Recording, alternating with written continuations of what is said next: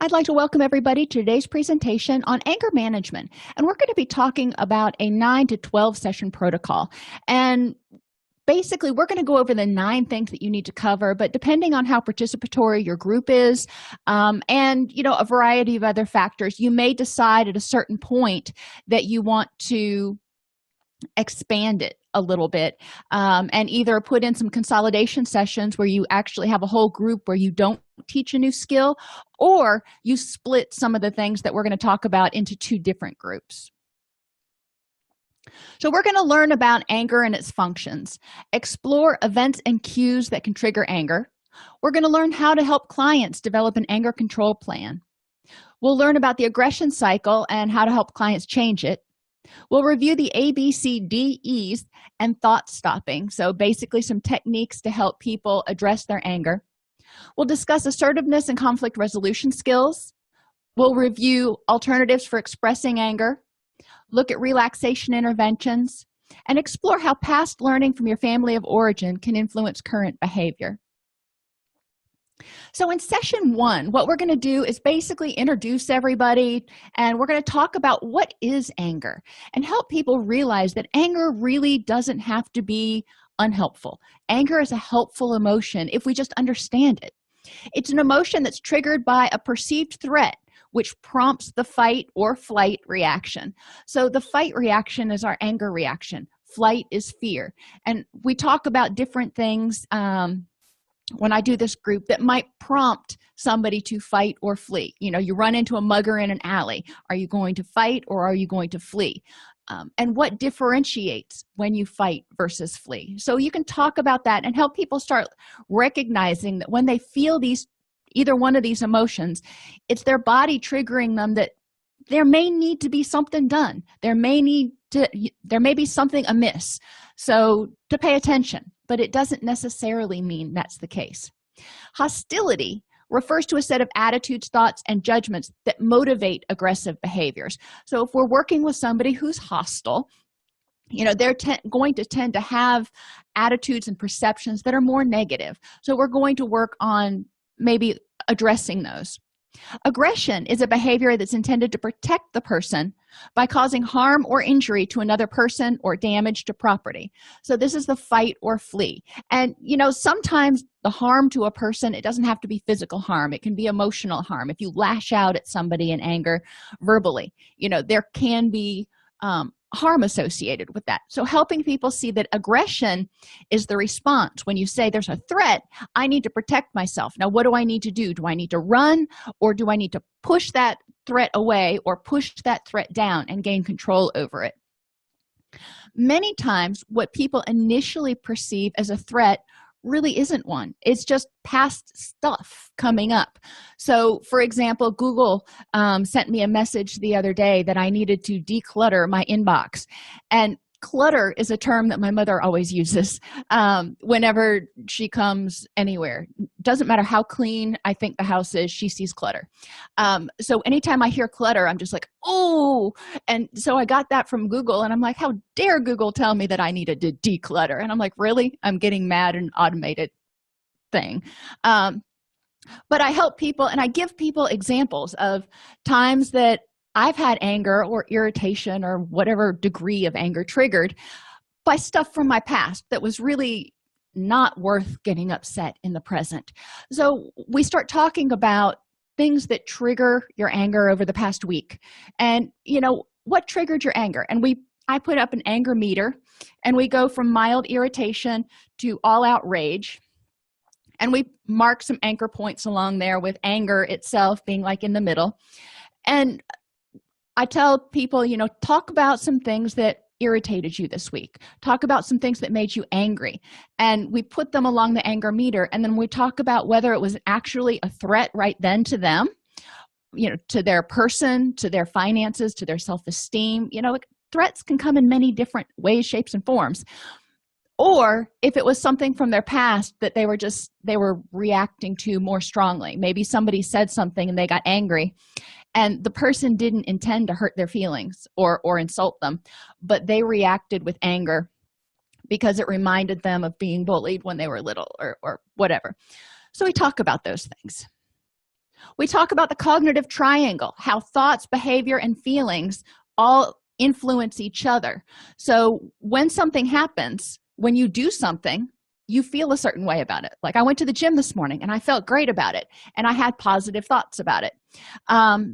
Other times, you might do something and then you feel regretful about it, and then you have self depreciating thoughts afterwards.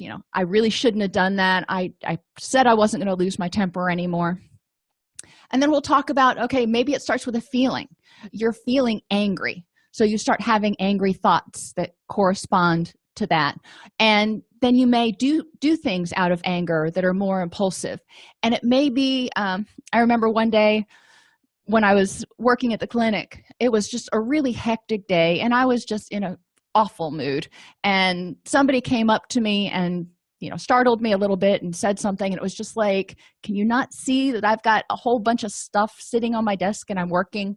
And I was irritable and I kind of bit her head off. So my behavior, I lashed out. That was my behavior, because I was feeling already irritable. It wasn't anything that she did, but she just kind of happened to be the straw that broke the proverbial camel's back.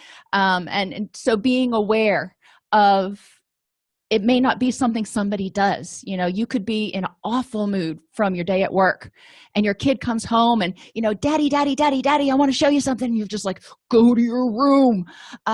Because the child, you can't take one more thing. And the child's like, what did I do? So we talk about that. And then we also talk about thoughts. If you're having negative thoughts about people, if you're dreading going to this meeting or dreading going to this reunion or whatever it is, then it might start bringing up feelings, of dread. If you think that you're going to go there and it's going to be an awful time and yada, yada, then you start having those feelings of dread and irritability, that, I have to go to this. It's mandatory fun. And then the behaviors, you can kind of create a self-fulfilling prophecy. So we go over all of these with each, starting at each different point in the triad, so people can see that it's not just a behavior, not just a feeling that can lead to problems. But the good thing is you can intervene in any place. So if you're having negative thoughts about this upcoming class reunion, you're getting ready to go to your 30-year reunion or whatever, and so you're having these feelings of dread and you just don't want to go and you're procrastinating packing or whatever, what can you do? You can change your thoughts. What could possibly good come out of it? What things, could you focus on that could help you feel less impending dread and irritability? Because a lot of times people start focusing on stuff from the past, done me wrongs from high school that never got resolved. So then you start getting irritable. Okay, that's fine. But we want to help people figure out, do you want to focus on those negative thoughts, or what would happen if you started having optimistic thoughts like, well, at least it's 72 hours away from the kids and the farm and everything else where I can just kind of cut loose. I don't have to spend a whole bunch of time at the reunion. I can hang out in my hotel room if I want. So encourage them to change their thoughts, to change their feelings, and potentially change their behaviors. We talk about misperceptions, and I alluded to that a little bit earlier. I've told you before we had fire alarms in our house, and for whatever reason, when the fire alarm, when we would have the windows open, try saying that 3 times fast, and it was really breezy outside. We live on a ridge. The fire alarms would go off, and the only thing I can figure is dust would get in there and set the fire alarms off. But my dog would lose her mind. She would just absolutely lose her mind. Well, I'm sure the fire alarm sound hurts her ears. So after that, we fixed the fire alarms. But after that, whenever it would be a breezy day and we would have the windows open, she would just start shaking and quaking and whining and trying to burrow under things. So because of her past experiences with it, setting off the fire alarms and that being unpleasant, whenever it would start to get breezy now, she associated that. So she would have the fear reaction. She wouldn't get angry. Another example, my son and his best friend were outside, and they were practicing martial arts, which, they're both black belts now, so wonderful. But our dog perceived danger. He went out there and he saw this other boy beating up on my son, and they were just sparring. They weren't beating up on each other, but my dog lost his mind, and he was just like, somebody's after Sean, and all his hackles went up and started barking. And so after that, it took multiple times of Elias coming over to the house and us reintroducing him, and Elias giving him peanut butter because he loves peanut butter, before he realized that, okay, Elias isn't a threat. Now, they still can't roughhouse in front of him because Brewster can't differentiate between sparring and fighting, which, that's an understandable mistake for a dog. But, we have these things that we experience in the past as dangerous.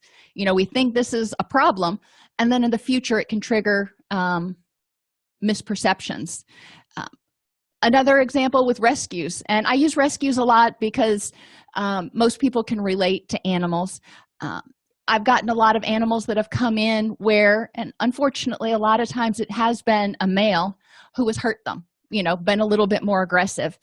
And so these rescues don't respond as well to male adopters, or it takes a little longer for them to warm up. And one of the criteria we have is, does the person do well with men? Does the does the animal do well with men? Does the animal do well with children? Because we don't know necessarily what his prior experiences were before they came into rescue. And finally, domestic violence, and obviously that's humans. Initial experiences. If somebody was raised in a household where raised voices led to violence, you knew if you heard dad come home and he started screaming, the stuff was about to hit the fan. Then in the future, when somebody raises their voice, you may perceive it as a threat. Now, intellectually, you may know, I'm bigger now and whatever, yada, yada, but there's that microsecond where you may flash back to, is this a threat or not? And that's okay. That's your brain going, are you safe? Is this a threat? Is this something you need to worry about? Anger tells us to be aware. It doesn't tell us we have to act. It just tells us to be aware and look around and see if there really is a problem. I call it our threat response system. Tells us that there might be a problem and to look around. Anger becomes a problem when it's felt too intensely, too frequently, or is expressed inappropriately.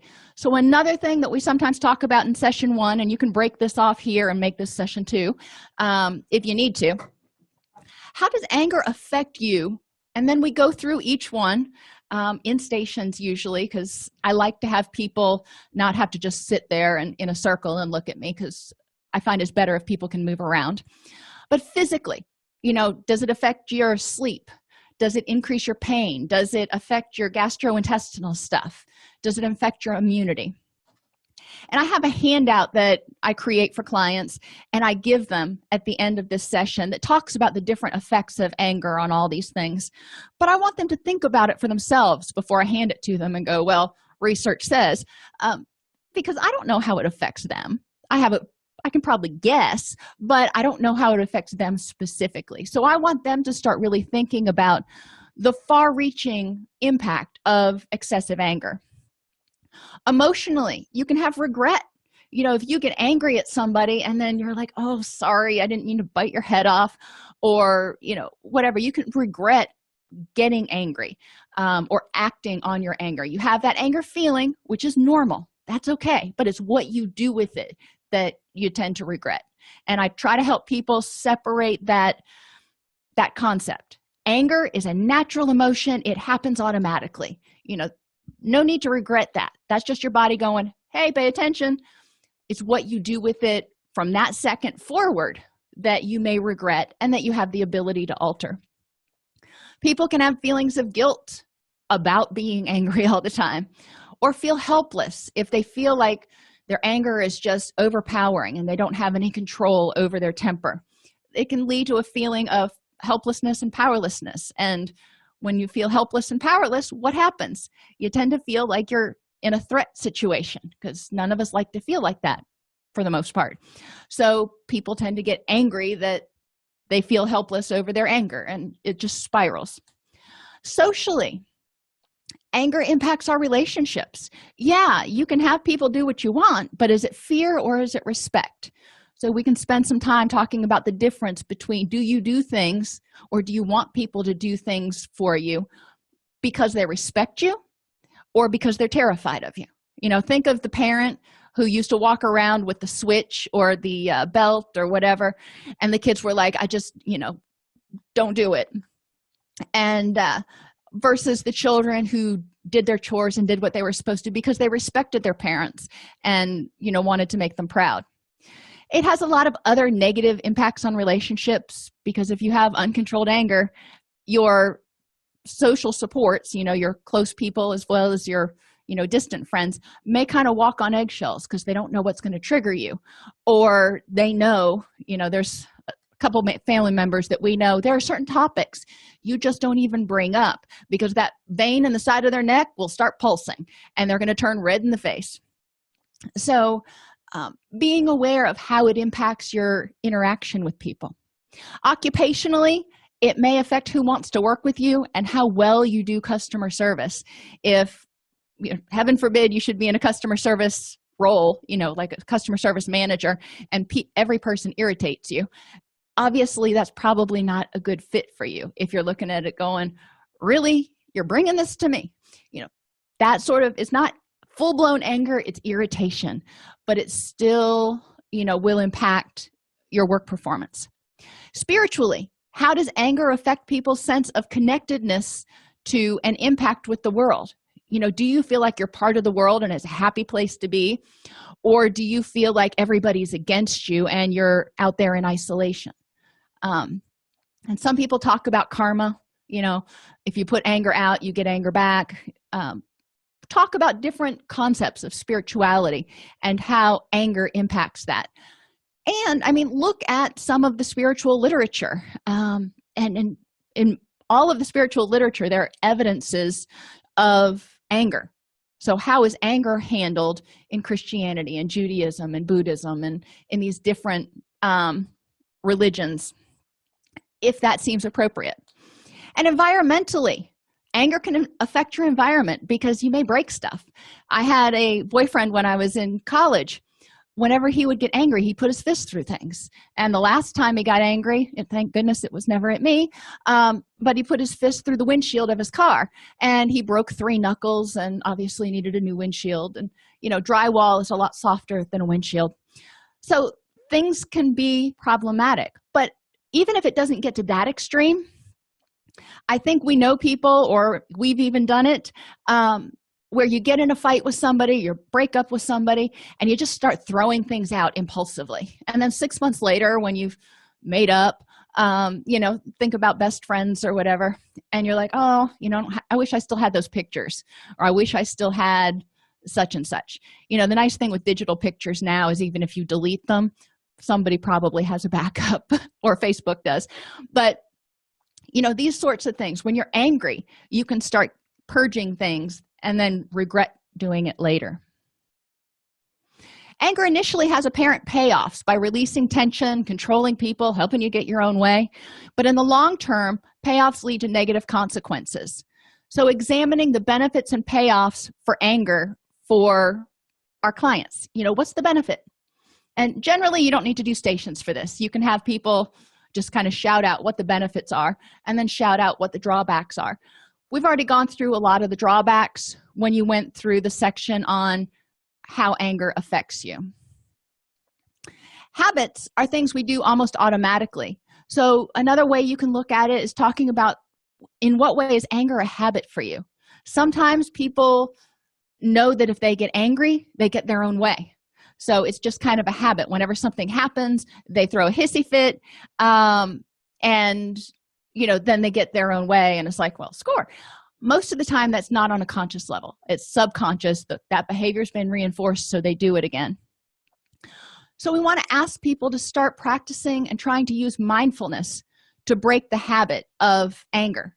So when they get angry, they got to check in and they say, okay, I think I'm angry. Am I angry? Yeah, I'm angry. Got it. What am I angry about? Is this actually a threat to me right now? And what is the best response in this situation to help me achieve my goals? Is getting angry about this a good use of my energy? Would be another way to put that.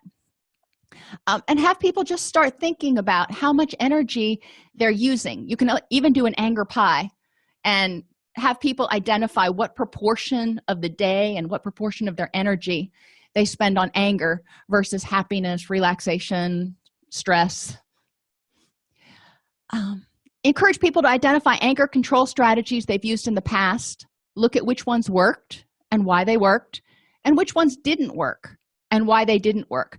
A lot of times I'll have people do this as part of their homework because they start brainstorming, and why a particular intervention works or doesn't work for a person is going to be very personal to that person. And then we can talk about it in the next session when we talk about anger management strategies. And then people can say, well, sometimes I go on a walk, and 3 other people may go, yeah, I do too. And one person may go, I tried that, but it doesn't work. And we can start having a discussion about why it may work for some, why it may not work for others.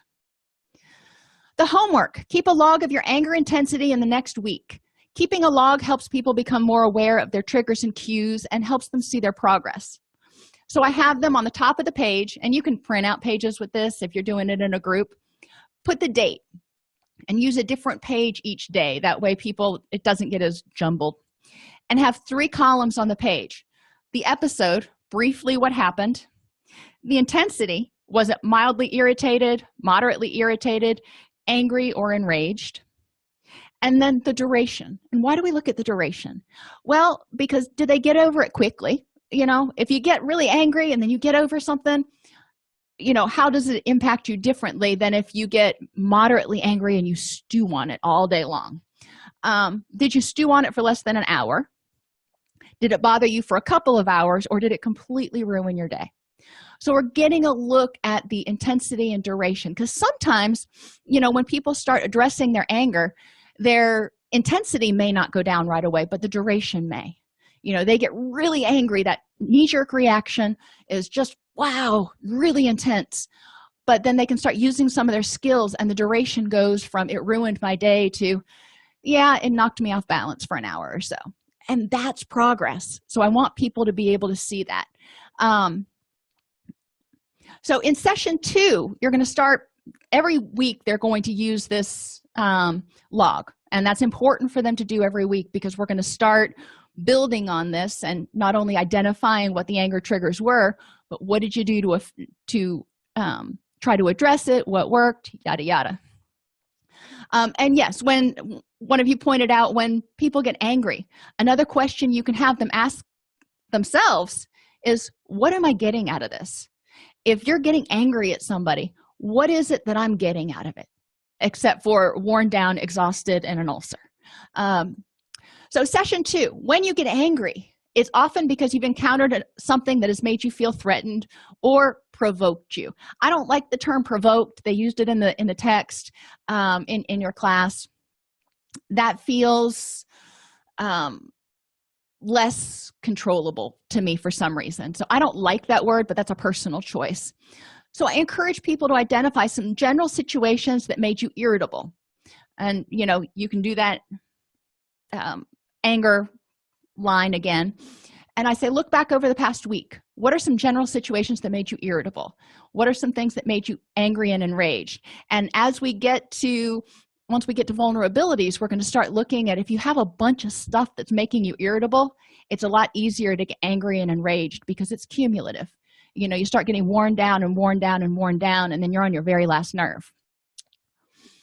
Many times specific events touch on sensitive areas.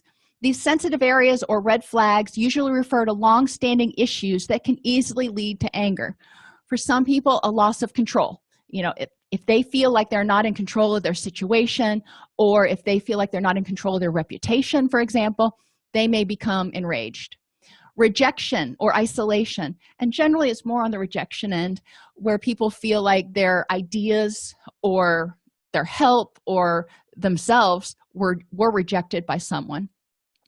Death or loss, and this could be something that threatens your death, somebody cutting you off in traffic, or loss of something tangible, maybe loss of a job, or even loss of self-esteem. If you lose face to somebody, a lot of times it'll make people angry. And then failure. If something happens and it makes somebody feel like they failed, they may initially get angry. If they don't get a job promotion they wanted, they may get angry at their boss or something and go, how dare you? Or get angry at themselves for not getting that promotion. So encourage people to look at each of these sensitive areas and identify which ones make them feel threatened or trigger their anger, because some are going to be more salient for some than others. When you're identifying triggers and events, encourage people to put up whatever they can think of on the board. But I have some suggestions. Long wait to the doctor. You have an appointment at 10 o'clock and it's 10:40 and you still haven't been called back. Traffic, a friend joking about a sensitive topic, somebody not paying back money that they borrowed from you, being wrongly accused of something, having to clean up after someone. And I've got teenagers at home, so this is one of my triggers. But you realize at a certain point that getting angry about it and stewing on it isn't going to do any good. So the question is, what do you do to change the situation? Having a neighbor who plays the stereo too loud. If you've lived in an apartment, you know how that can be annoying when you're trying to sleep and it's 2 a.m. and they're just thumping away. Rumors being spread about you, being placed on forever hold. Oh, I hate being placed on hold. Having something stolen, ingratitude, or someone openly contradicting you. So those are some things that I'll throw out there if I need to kind of seed the list a little bit to get people thinking about a wide range of things that might trigger their anger. Cues are indicators that they're getting angry and can be broken down into 4 categories. Physical cues, how your body responds, the increased heart rate, tightness in your chest, feeling hot or flushed. Behavioral cues, such as clenching your fists, raising your voice, staring at others, you try to stare them down. Emotional cues, which are other feelings that may occur along with anger, such as hurt, jealousy, or this feeling of being disrespected. And cognitive cues, what you think about in response to the event, such as hostile self-talk. I'll fix her little red wagon if she comes around here again. That's what my mother always used to say. I'll fix her little red wagon. I don't know what a red wagon had to do with anything, but I digress. Or you might start having cognitive images of aggression and revenge and, how good it would be just to get revenge. Miranda Lambert had a song called Mama's Broken Heart, and that's just kind of one of those songs about anger that you can look at and use to identify certain cues of anger and aggression. At the end of session 2, review the anger log from the last week and identify common cues, because for most people there are going to be some common ones. When you start to get angry, what happens to you personally, physically, behaviorally, emotionally, and cognitively, so they can start developing a cue awareness. And what strategies can you use to become more aware of and deal with these cues? So how can you become more mindful, basically? Vulnerabilities is what we start on with session 3. Vulnerabilities are things that make you more likely to respond with anger. So, for example, emotional vulnerabilities. If you're already feeling overwhelmed, you may be more likely to get angry or irritable or defensive. When you're feeling pulled in 6 different directions, you feel kind of like you're drowning, which can make you feel threatened. If you're already irritable about something else, then the dog walks in and starts barking, you may just scream at Fido, and Fido's looking at you going, what'd I do? And feeling sensitive or vulnerable for some reason. If, something triggered you to feel vulnerable, maybe you broke up with somebody, or you got laid off, or you got in trouble with your boss, so you're feeling vulnerable and, criticized maybe. All these things can make you more vulnerable to getting angry about other stuff. Cognitively, if you're expecting a negative outcome from a situation, person, or meeting, that can make you more vulnerable to interpret things as a threat and get angry. Physically, low blood sugar. When our blood sugar gets low, our HPA axis kicks in and releases cortisol to get blood glucose into the system. Well, we're not really processing all that. We just kind of realize we may be feeling a little bit jittery, or irritable. And, so sometimes when people have low blood sugar, they can be cranky. My husband gets hypoglycemic.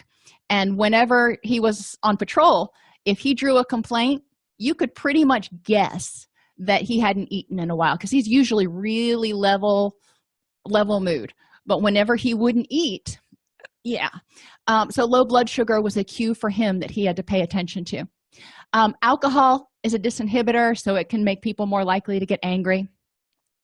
Too much caffeine is a stimulant, so if you're already revved up, you may respond with more irritability, more anger. Pain, I don't know about you, but when I'm in pain, I tend to be a cranky pants. And illness, same thing. Or insufficient sleep. If you're groggy, you may be more likely to be less patient and less tolerant, which leads to more irritability. Socially, being in situations that make you feel more on edge. So have people identify what kinds of situations make you feel on edge. For me, big meetings with the C-level executives, not my favorite place to be. Mixers for the Chamber of Commerce, not my favorite place to be. So those things make me feel a little bit more on edge. Whereas there are other places that I feel more comfortable. And if there are people that being around makes you feel more on edge or makes you feel more negative, then it's important to be aware of that. If there are people that make you feel bad about yourself, not because they're trying to, but you just have this cognitive thing going on, knowing that when you're around them, you tend to be more irritable is important, because then you can start mitigating and preventing. Again, go over the homework from last week, and I said we were going to build on it.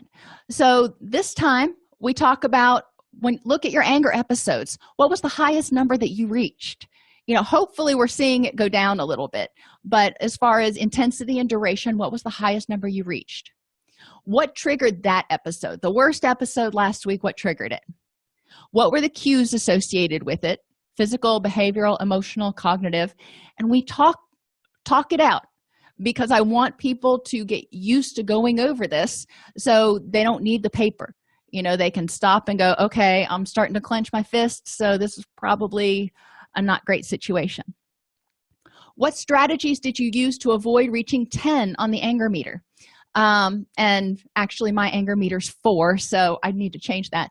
But for people, what strategies did you use so you didn't explode?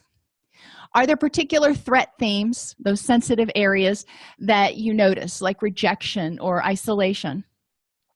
And what vulnerabilities may have existed that day that may have predisposed you to getting that angry?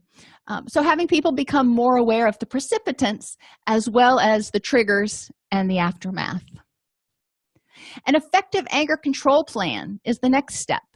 It should include immediate and preventative strategies, because obviously when you're in the heat of it, you need to have some immediate strategies to start calming down. So last week, in the homework, we asked them, what strategies have you used? Because I want to know what they already have, what strengths, what tools do they already use. Now we're going to start building on those in session 4. What are your immediate strategies? So we'll talk about some, like timeout. When might you use it, and how might you use it? Obviously, as a 50-year-old woman, I'm not going to go sit in a chair in the corner. That's not how I do timeout.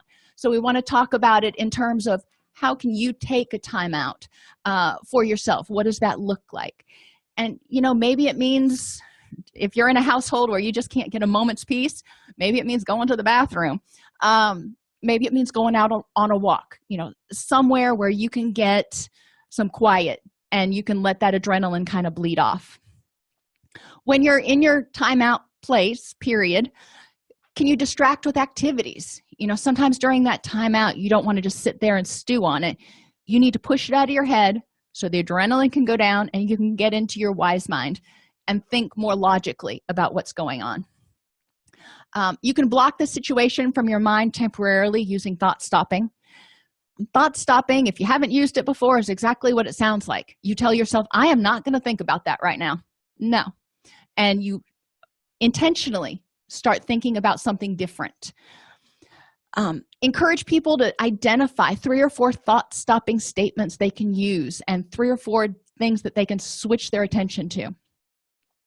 Practice mindfulness in 3s. 3 things you see, 3 things you hear, 3 things you smell, 3 things you feel, and maybe 3 things you taste, depending on kind of where you're at in the day. But mindfulness in 3s just helps somebody start focusing on the here and now and where they are, instead of focusing on whatever cognitive stuff they've got going on. Helps them get out of their mind.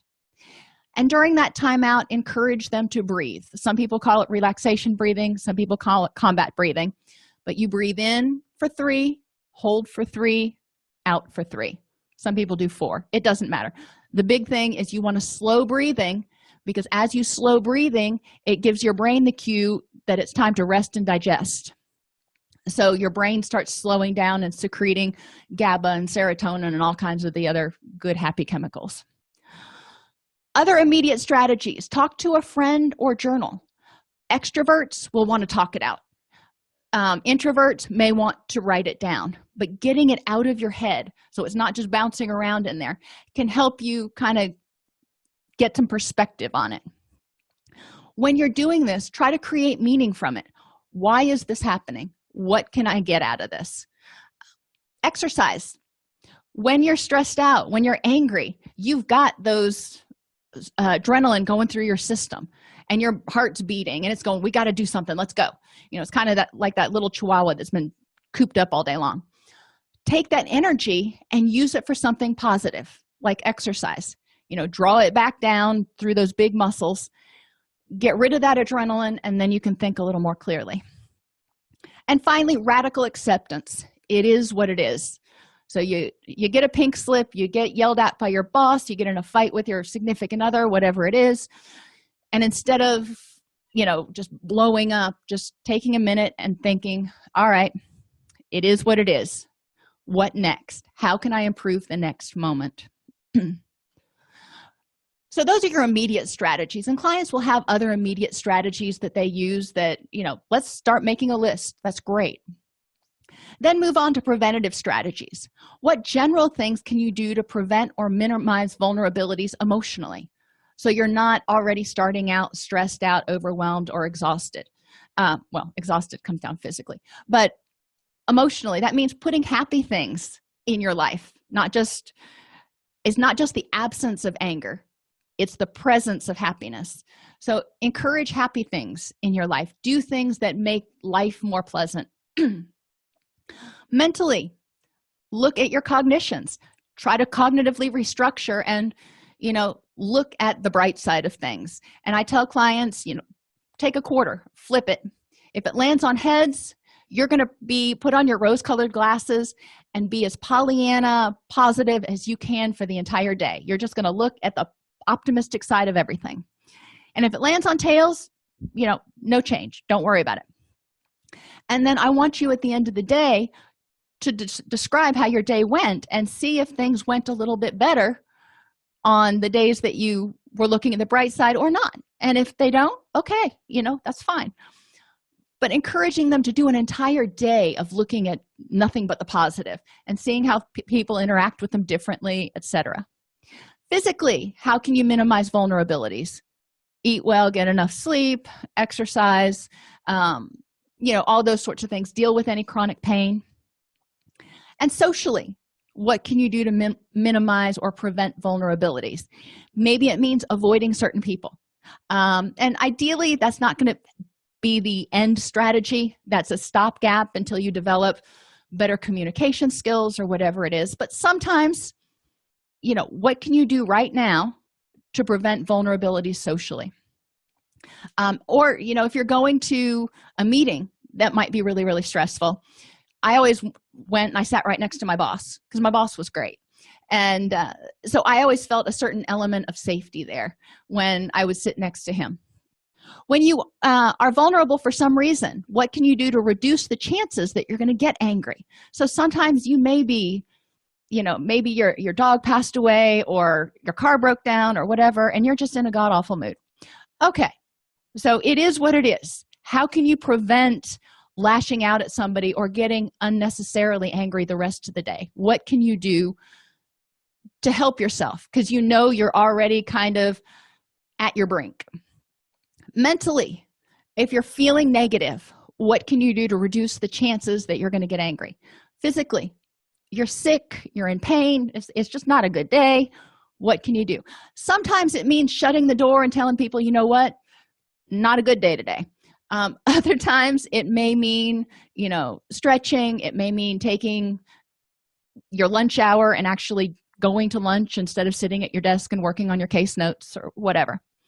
And then socially, what can you do to reduce the chances that you're going to get angry? And again, I encourage people to do more than just eliminate. Put positive things in there. Surround yourself with positive people. Do things, even if you're in a bad mood, do things that are going to help you get in a better mood, like watch those silly cat videos or dog videos or listen to a comedian. I have a little over 400 different skits on my Amazon playlist of different comedians. So I always have something I can listen to. And sometimes you just got to go out into the car, put on the Amazon playlist, and it's good for a few minutes. So at the end of session 4, review the anger log from last week. Identify what the biggest anger trigger was. What immediate strategies could you have used to diffuse that situation? And what preventative strategies might have made a difference? So you're going back over the stuff and looking at the vulnerabilities, identifying what immediate and preventative strategies you could have used, and then develop a plan to start reducing 1 or 2 vulnerabilities each month, because we have vulnerabilities, we have negative cognitions, we have all that stuff. So somebody may decide, you know what, I am going to start being more positive, or I am going to start doing something every day that makes me laugh and brings joy into my life. 1 or 2 a month is plenty. If they try to do more than that, they're probably not going to be super successful. Session 5, the aggression cycle. An episode of anger can be viewed as consisting of 3 phases. Escalation, there's the event and the responses, cues, thoughts, feelings, everything that's going on. So encourage people to identify during this escalation phase. So you notice you're angry, and then it starts to build. What can you do when you start noticing these cues? What are your immediate strategies? Explosion is when somebody reacts to those urges. They scream at somebody, they put their fist through the wall, they do whatever. So what can you do when you have the urge to be aggressive? And you may need to make small baby steps. Instead of screaming at somebody, going into their room, putting their face in a pillow and screaming really loud for a second. Yes, it's not the best solution, but as an interim, as a stopgap, instead of screaming at somebody else, it's definitely a better step. And then they can take a breath and go, all right, now let's talk about this. And then post-explosion is the third phase. The negative consequences, the short-term and long-term negative consequences, both emotionally, cognitively, legally, socially, and physically. So have them review their anger log from last week and identify the event that got them most angry or had the most negative consequences, and identify what they could have done to reduce the escalation, what immediate strategies could they have used, and what could they have done to have prevented the explosion. So this is immediate strategies as well as vulnerability prevention. So I'm wanting them to see how they do have some control over their environment, and they do have some control over these situations. Yes, they can't control other people, but they can control how well fortified they are to deal with any crap that comes their way. Cognitive distortions are unhelpful ways of perceiving things. One way, think about a time something happened and you thought it was one way, but it turned out to be wrong. So these often are cognitive distortions.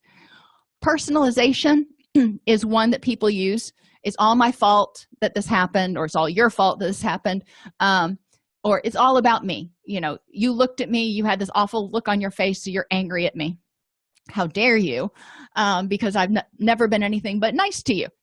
You see where we can go from feeling bad to aggression really fast. So if somebody starts personalizing something and feeling like there was an air of ingratitude or whatever it was, look for 3 other explanations besides you that this situation might have happened. If they minimize the positive, they say, you know what, a trained monkey could have done this. I don't know why I wasn't able to do it. I get angry at myself because I'm failing at something. Asking yourself what good happened or is happening, or what could come out of this that could be positive. Encourage people to look at, what did you do well? What things are going well? And okay, maybe this is an unfortunate situation. Is there any positive that could come out of it? Selective abstraction, only seeing what you want to see, mental filter. If somebody's angry, they're going to tend to see the negative side of stuff. So encouraging them to back up and look at all the facts. What are all the actual facts in the situation for and against my anger? Sounds like that worksheet, which is on the website now, by the way, the challenging questions worksheet. Try taking the other person's point of view. So get in their shoes and go, can I see it their way? And initially people may not want to do that, because then they might have to admit that they're wrong, and then that gives up control, and that's a whole other anger issue. But encourage them to look at some options. Exaggerating the negative or catastrophizing. You did this, so now I'm going to lose my job, or the world's going to come to an end, or whatever the case may be. Encourage them, how likely is this to happen? Whoops.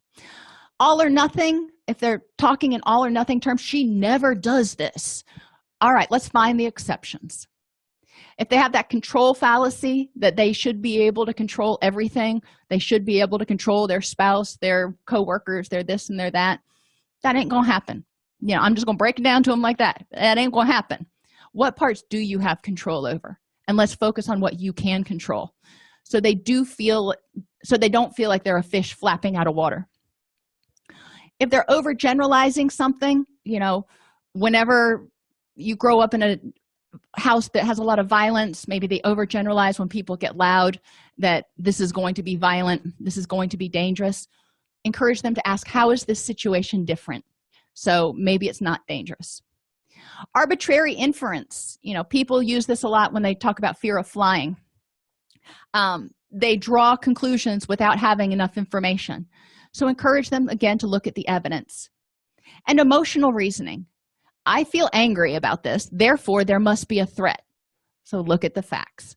A lot of times it comes back to looking at the facts and the big picture. So again, reviewing the anger log and identifying cognitive distortions that were in play, and then talking about what cognitive distortions were or are common in your family. So you notice we didn't talk about mitigating, or not mitigating, but immediate and preventative strategies this time. You may have already gone through all that. You may choose to go through it again. But now when we're processing the anger issue, we're going to add on to it what cognitive distortions were in play. And, is this something you learned from your family? Session 6, we talk about the ABCDEs. A stands for activating event, or the red flag event. B represents the beliefs about the event, because it's not the event themselves that generally produce feelings of anger. It's our interpretations about beliefs and events. So if something happens, you may have two different people who see the exact same thing. One gets angry and one's just like, what's the big deal? In the same situation. So it wasn't the situation itself, it was how each person interpreted it. C stands for the emotional consequences, which in this case is going to be some sort of anger. So D stands for dispute. This part of the model identifies unhelpful beliefs and encourages people to reframe them in alternate ways. Identify the facts for and against the belief. Make sure you're not confusing high and low probability events. You get cut off in traffic. How likely is it that you really were about to die? You were going 25 miles an hour on a city street. There was a curb there, or a shoulder there you could have pulled off on. How likely is it? Identify and address thinking errors and cognitive distortions. So in that D, you're disputing those beliefs. E stands for evaluating your response options and choose the one that gets closer to the people and things that are important in your life. So is this worth my energy? Or what is the best way to handle this? And I encourage you somewhere in the process to have people identify, what does it look like to have a happy or rich and meaningful life, however they want to define it. And then every time they start to get angry, they can say, all right, based on my choices, what choice is going to help me get closer to a rich and meaningful life. Review the anger log again and identify the most intense anger episodes from the past week and apply the ABCDE model. So again, going through that, you're identifying the cognitive distortions. What strategy are you currently using to be more aware of cues, reduce vulnerabilities, and deal with anger to prevent it from escalating? So we're pulling back stuff in from the last few sessions to make sure that they're not forgetting about these things. And then we can talk about ways to integrate that into the anger control plan if they're having difficulty figuring out how to make this transition happen. Session 7 is assertiveness. The basic message of aggression is that my feelings, thoughts, and beliefs are very important, and yours are not. The basic message of passivity is that your feelings, thoughts, and beliefs are important, but mine are not. The basic message of assertiveness is that both of our feelings, thoughts, and beliefs are important. So that's awesome. So when we're being assertive, we're creating a win-win. We're not saying that you're wrong and I'm right, or your needs don't matter and mine do. We're saying, how can we get both of our needs met and compromise? Encourage clients to talk about some of the advantages of acting assertively when trying to resolve conflicts, but also go over the drawbacks to assertiveness. Don't forget the whole motivational interviewing thing. We need to learn to look at both the benefits and the drawbacks. So whatever the drawbacks they identify are, we need to help them figure out how to mitigate those drawbacks so they're willing and somewhat motivated to be more assertive. Session 7, you go over conflict resolution. Identify the problem, the cues, the specific impact, decide whether to resolve the conflict, and then address and resolve the conflict if you think it's worth resolving. So talking about that, we're getting less away from learning new skills, more into solidifying how to put this all together. So encourage people to review the anger log, apply the conflict resolution model to one episode, and identify strategies that they're using to control their anger and to prevent vulnerabilities that seem to be helping. Session 8, we talk about anger in the family because we learn a lot about how to interpret events and cope with distress by observing our family. We watched mom and dad from the time we were knee-high to a grasshopper. So how was anger expressed in your family while you were growing up? And how do you express it now? What did you think when it was expressed that way? What do you think when you express it that way now? How did your father express anger? How did your mother express anger? Were you ever threatened with or exposed to physical violence? How were other emotions such as happiness and sadness expressed in your family? Some families are only comfortable with anger, so those other feelings were not okay. And likely they may have been, or on the other hand, they may have been okay with those other feelings and not okay with anger. And what role did you take in your family? And were you the hero? Were you the one that was always getting the varsity letters and straight A's? Did you rescue people? Were you the victim? Did you just try to blend in? Were you the wallflower? Or were you the scapegoat for everybody's problems? We learn a lot about how to interpret events through our family. Also, what messages did you receive about your father and men in general? What messages did you receive about your mother and women in general from your family of origin? Did you feel accepted and loved?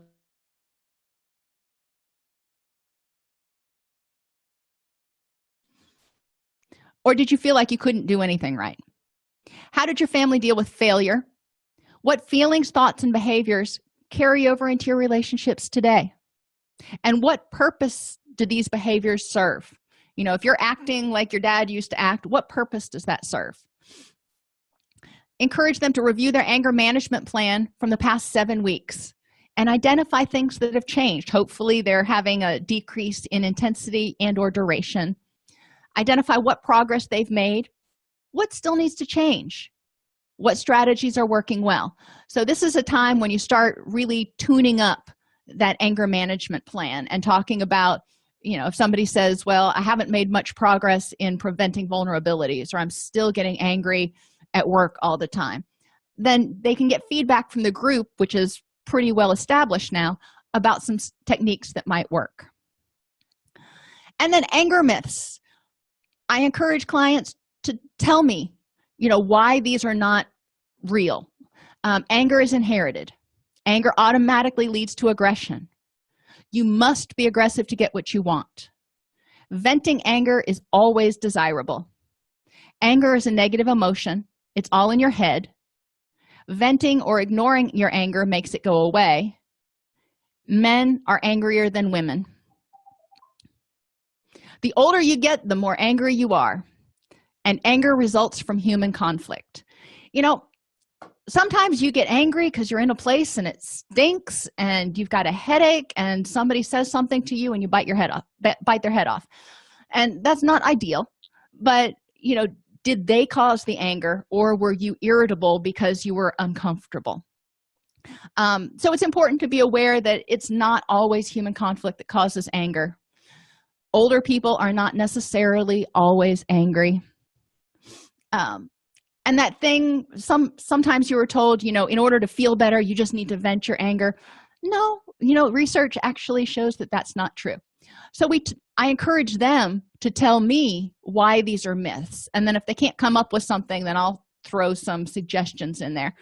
But I want them to have internalized for themselves why these are myths. And this helps me figure out if I've taught everything I needed to teach. Anger is a natural emotion. It's designed to alert people that there might be a problem. When people are vulnerable or have learned maladaptive ways of dealing with anger, or simply never learned healthy coping skills, they can experience anger management problems. Excessive anger negatively impacts people emotionally, mentally, physically, socially, occupationally, legally, and spiritually. So the whole shebang. Anger just kind of permeates everything. Effective anger management involves preventing vulnerabilities, being aware of and working on those sensitive areas or threat areas such as rejection, failure, loss of control, and death, preventing anger whenever possible, and developing immediate coping responses to deal with it when it occurs.